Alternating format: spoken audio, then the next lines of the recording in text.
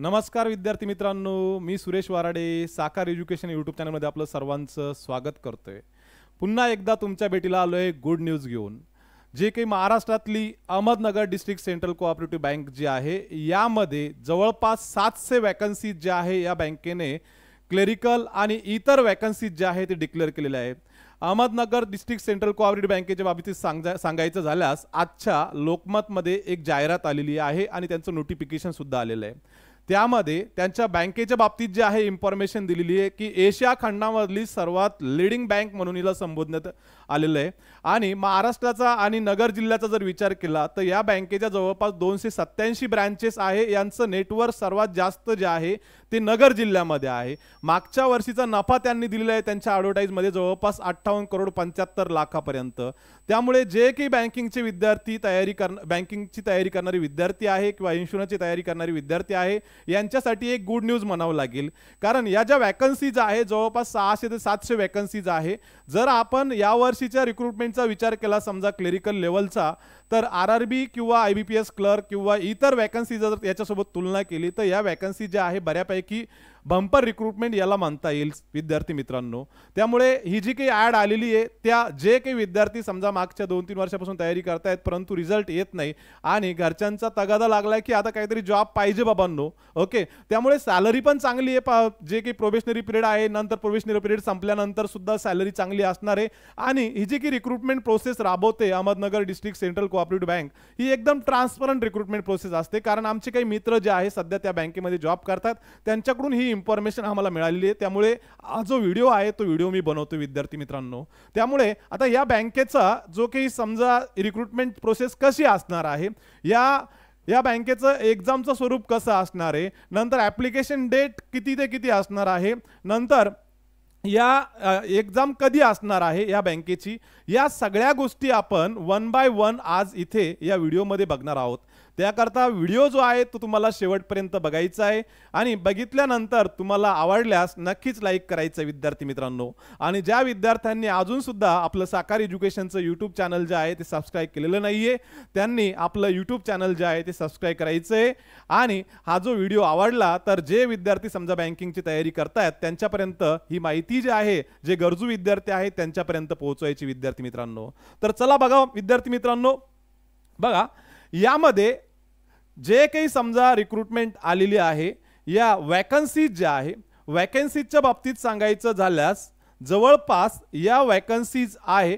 आता ॲप्लिकेशन जे आहे ते कधीपासून स्टार्ट होणार आहे, ॲप्लिकेशन जे आहे त्यांच्या वेबसाईटवर त्यांनी सांगितलेलं आहे 13 सप्टेंबर 2024 म्हणजे उद्यापासनं ॲप्लिकेशन स्टार्ट होतात आणि 27 सप्टेंबरपर्यंत अप्लाय तुम्हाला करता येणार आहे आणि संध्याकाळी 5 वाजेपर्यंत तुम्हाला अप्लाय करता येणारे विद्यार्थी मित्रांनो। आता जनरली आपण आयबीपीएसचं ॲप्लिकेशन करतो तर त्यामध्ये टाईम दिलेला असतो, एसएससीचं ॲप्लिकेशन करतो तर एसएससीचा सुद्धा टाईम दिलेला असतो।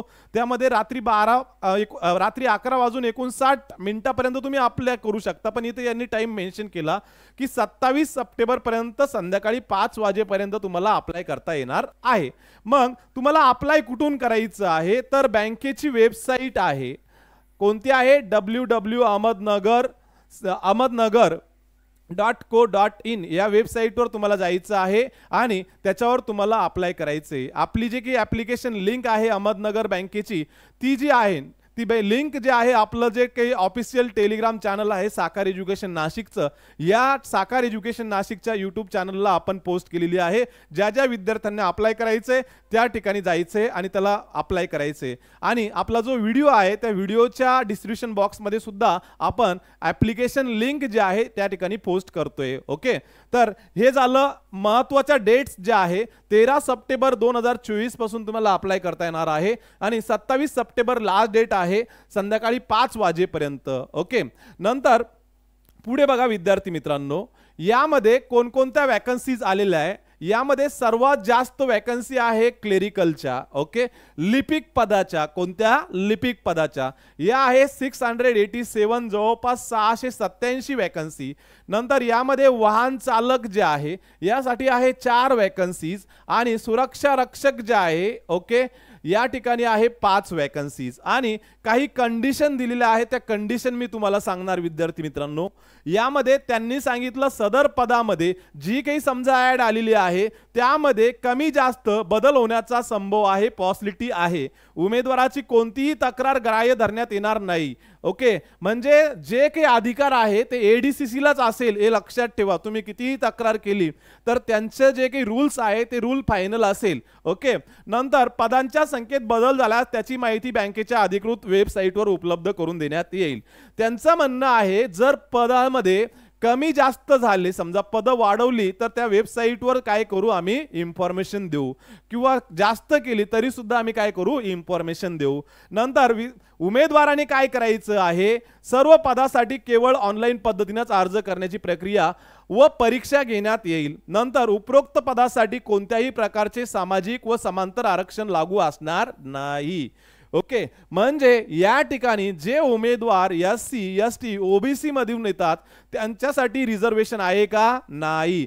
जे काही समजा भूकंपग्रस्त असतील किंवा धरणग्रस्त असतील यांच्यासाठी रिझर्वेशन आहे का, नाही. इथे सर्वांसाठी समान न्याय आहे, सर्वांसाठी समान हक्क आहे. प्रत्येकाला या ठिकाणी फीस सुद्धा सेम असणार आहे, येथे रिझर्वेशन नाही. नंतर निवड यादीमध्ये नाव असले तरी उमेदवारास नियुक्तीबाबत हक्क सांगता येणार नाही. म्हणजे फायनल डिसिजन जे आहे ते कोणाचं असेल, एडीसीसीचं. ओके, उमेदवाराची निवड कागदपत्र पडताळणी अधीन राहून करण्यात येईल. कागदपत्र पुरेसे असेल, पूर्णपणे डॉक्युमेंट तुमचे व्हेरिफिकेशन होईल आणि नंतरच तुमचं सिलेक्शन होईल विद्यार्थी मित्रांनो. तर टोटल पोस्ट सर्वात जास्त जे आहे ते कोणाचे आहे, क्लेरिकल लेवलचे आहे. आणि हे जे काही रूल्स रेग्युलेशन ते आहेत त्यांनी दिलेले विद्यार्थी मित्रांनो. ओके, मग सर यासाठी एज्युकेशन क्वालिफिकेशन काय लागतं, जवळपास आपलं IBPS SBI नंतर रेल्वे SSC इन्शुरन्स यासाठी जे काही एज्युकेशन क्वालिफिकेशन आहे तेच एडीसीसीने ठेवलेलं आहे, वेगळं काही नाहीये. मग यामध्ये कोणत्याही शाखेचा पदवीधर, पदवी त्याने 50% सहित कंप्लीट केलेली असावी तो विद्यार्थी, आणि त्याला संगणकाचं नॉलेज असणं नेसेसरी आहे. MSCIT लेवलचं नॉलेज त्याला असणं गरजेचं आहे. तो विद्यार्थी या ठिकाणी अप्लाय करू शकतो. नंतर त्यांनी सांगितलं या ठिकाणी MCOM किंवा MBA झालेल्या विद्यार्थ्यांना प्राधान्य दिल्या जाईल, म्हणजे प्रायोरिटी त्यांना दिल्या जाईल इतर ग्रॅज्युएट पेक्षा सिलेक्शन होताना, हे लक्षात ठेवा. ओके, नंतर वाहन चालक पदासाठी आहे 10वी, जे वाहन चालक पदासाठी 10वी उत्तीर्ण पाहिजे म्हणजे, आणि किमान हलके मोटार वाहन चालवण्याचा परवाना म्हणजे लायसन असणं गरजेचं आहे.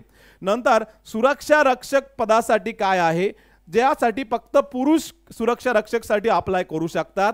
यासाठी कोणत्याही शाखेचा पदवीधर अप्लाय करू शकतो. आणि बँक सुरक्षा रक्षक म्हणून किमान 3 वर्षाचा अनुभव असला पाहिजे आणि लायसन असलं पाहिजे, ते विद्यार्थी सुरक्षा रक्षकसाठी अप्लाय करू शकतात.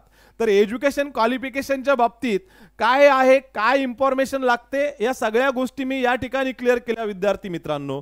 मग पुढे बघा विद्यार्थी मित्रांनो, सर एज लिमिट काय आहे. या ठिकाणी आता जनरली एज लिमिट जे आहे मिनिमम 20 वर्ष आणि मॅक्झिमम 30 वर्ष असतं जनरल कॅटेगरीचं, पण या ठिकाणी मॅक्झिमम एज लिमिट जे आहे ते यांनी इन्क्रीज केलेलं आहे एडीसीसी वाल्यांनी.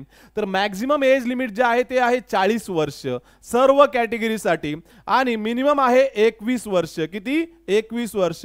मिनिमम 21 वर्ष कंप्लीट पाहिजे आणि मॅक्झिमम 40 वर्षापेक्षा जास्त नसावं सर्व कॅटेगरीसाठी. जेवढे की उमेदवार अप्लाय करणारे यामध्ये जनरल, OBC, SC ST सगळ्या उमेदवारासाठी 40 वर्ष मॅक्झिमम आहे.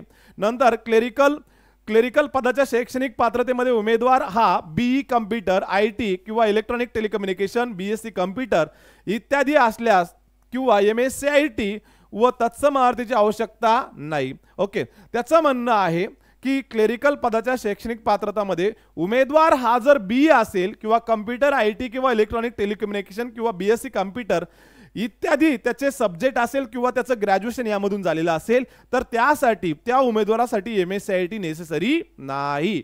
ज्यांचं ग्रॅज्युएशन समजा BA BCom झालेलं आहे किंवा BSc झालेलं आहे नॉर्मल, तर अशा विद्यार्थ्यांसाठी MSCIT कंपल्सरी आहे. ओके, चला विद्यार्थी मित्रांनो समोर लक्ष द्या. सर मग यासाठी एक्झाम फीस किती असेल, तर एक्झाम फीस विद्यार्थी मित्रांनो सर्वांसाठी समान असेल, सर्व विद्यार्थ्यांसाठी काय असेल, समान असेल. मग किती फीस असेल, तर यामध्ये क्लेरिकल लेवलला जर विचार केला आपण तर या ठिकाणी 635 फीस आहे. नंतर 635 टोटल या ठिकाणी फीस आहे. वाहन चालक जे आहे म्हणजे 635 फीस आणि क्लेरिकल लेवलला जीएसटी जवळपास 114 म्हणजे टोटल फीस आहे 749 कोणासाठी, लिपिक पदासाठी.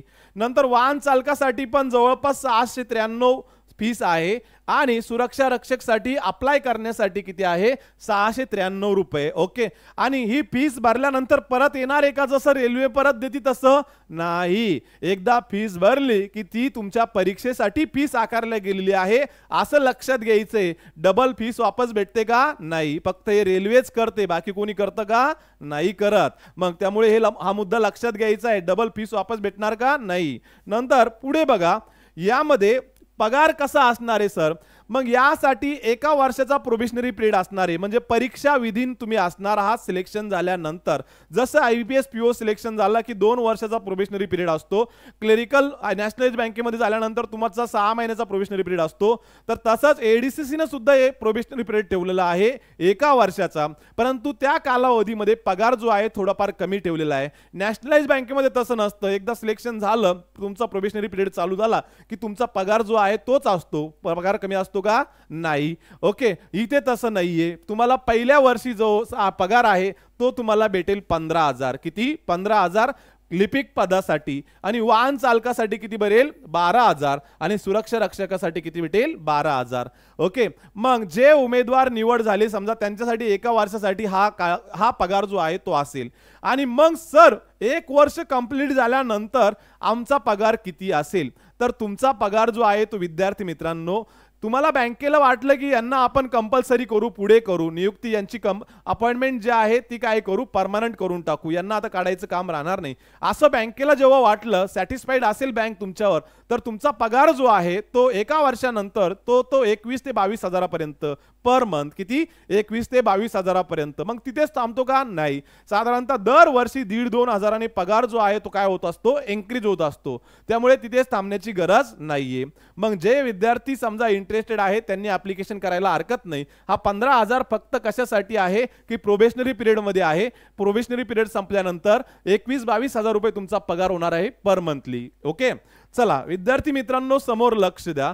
यामध्ये सर एक्झाम पॅटर्न कसा असणार आहे, मग एक्झाम पॅटर्न आयबीपीएस सारखा आहे का, नाही, थोडा चेंज आहे. परंतु सब्जेक्ट आहे जे आपले रेग्युलर सब्जेक्ट आहेत तेच आहे. यामध्ये या सहकारी बँका असल्यामुळे यामध्ये सहकाराचा इथे सहकाराचे जे काही क्वेश्चन्स आहे या ठिकाणी इन्क्लूड केले जातात. मग कोणकोणते सब्जेक्ट आहे ते बघा. यामध्ये बँकिंग अँड सहकार यामध्ये हा पहिला सब्जेक्ट, यासाठी एकूण प्रश्न असतील 15 आणि मार्क असतील 15. मग परीक्षेचं माध्यम कसं असेल, जसं सरळ सेवा परीक्षा कंडक्ट करतात त्याच पद्धतीने ही एक्झाम कंडक्ट होणार आहे. परीक्षेचं माध्यम जे आहे ते असणारे मराठी आणि एक्झाम जी आहे ती ऑनलाईन पद्धतीने घेण्यात येणार आहे. जसं आयबीपीएस ची एक्झाम होते त्याच पद्धतीने ही एक्झाम होणार आहे विद्यार्थी मित्रांनो. मग मराठी आणि इंग्रजी भाषेचं नॉलेज असणं गरजेचं आहे. यासाठी 15 क्वेश्चन असतील, 15 मार्क असतील. नंतर सामान्य ज्ञान म्हणजे चालू घडामोडी हे जे आहे यामध्ये 15 क्वेश्चन, 15 मार्क. नंतर माहिती तंत्रज्ञान व बौद्धिक चाचणी म्हणजे बुद्धिमत्ता चाचणी, नंबर ऑफ क्वेश्चन 15 असतील, मार्क्स 15 असतील. नंतर कृषी व ग्रामीण अर्थव्यवस्था, ओके, हे नाबार्डच्या सिलेबसला असतं, इथे सुद्धा यांनी टाकलेलं आहे. तर इथे नंबर ऑफ क्वेश्चन 15, मार्क्स 15. नंतर गणित आणि संगणक म्हणजे मॅथ्स आणि कम्प्युटर जे आहे, number of question 15, marks 15. Total मार्क्सचा जर विचार केला आपण, एकूण प्रश्न आहे 90 आणि एकूण गुण आहे 90. मग सर यासाठी वेळ किती आहे ऑनलाईन एक्झामसाठी, तर ते आहे टोटल 90 मिनिट. म्हणजे किती, 1.5 तासामध्ये तुम्हाला ऑब्जेक्टिव्ह पेपर सॉल्व्ह करायचा आहे विद्यार्थी मित्रांनो. पूर्णपणे ऑब्जेक्टिव्ह पेपर असेल आणि यानंतर तुम्हाला इंटरव्ह्यू आणि जे काही डॉक्युमेंट व्हेरिफिकेशन असेल, मुलाखत आणि कागदपत्र पडताळणी असेल 10 गुणाची. एकूण 100 मार्काचा पेपर असेल. किती, 100 मार्काचा. ठीक आहे, तर हे झालं एक्झाम पॅटर्न, निवड पद्धती किंवा एक्झाम पॅटर्न. ओके, तर जे विद्यार्थी यासाठी इंटरेस्टेड आहे त्या विद्यार्थ्यांनी अप्लाय करायला हरकत नाहीये. ज्या विद्यार्थ्यांना बँकिंग, SSC, रेल्वे, इन्शुरन्स ज्या एक्झामची प्रिपरेशन करायची आहे त्यांच्यासाठी सहकार क्षेत्र रिक्रुटमेंट काढतंयच, त्याच्यासोबत सेंट्रल गव्हर्नमेंट सुद्धा रिक्रुटमेंट काढतंय. ओके, तर त्यासाठी आपली प्रिपरेशन चांगल्या लेवलला पाहिजे विद्यार्थी मित्रांनो. त्यासाठी आपण नवीन बॅच जी आहे लॉन्च केलेली आहे 9 सप्टेंबर पासून सकाळी 7:30 ते 11:30. जे इंटरेस्टेड विद्यार्थी आहेत त्यांनी डेमो लेक्चरसाठी यायचंय सकाळी 7:30 ते 11:30 या वेळेमध्ये. आपला ॲड्रेस आहे first floor Seawood complex, near Vadgaonkar hospital, Gangapur road, Nashik या ठिकाणी. आणि काही अडचण आल्यास आपले जे की डिस्ट्रीब्युशन लिंक आहे त्यामध्ये आपले जे नंबर्स आहे 70 66 79 41 40 किंवा 70 66 79 41 50 या नंबरवर तुम्ही कॉल करून इन्फॉर्मेशन घेऊ शकता. तुमच्या शंकाचं समाधान या नंबरवर कॉल केल्यानंतर नक्कीच होईल. जे काही शंका असेल तुम्हाला या एक्झामच्या रिलेटेड त्या बाबतीत तुम्ही क्वेश्चन विचारू शकता. ठीक आहे विद्यार्थी मित्रांनो, समोर लक्ष द्या. आपले यूट्यूब चॅनल आहे म्हणजे जे काही मीडिया पार्टनर आहे, सोशल मीडिया पार्टनर, आपण विद्यार्थ्यापर्यंत या एक्झामची माहिती पोहोचली पाहिजे बँकिंगच्या एक्झाम बद्दलची.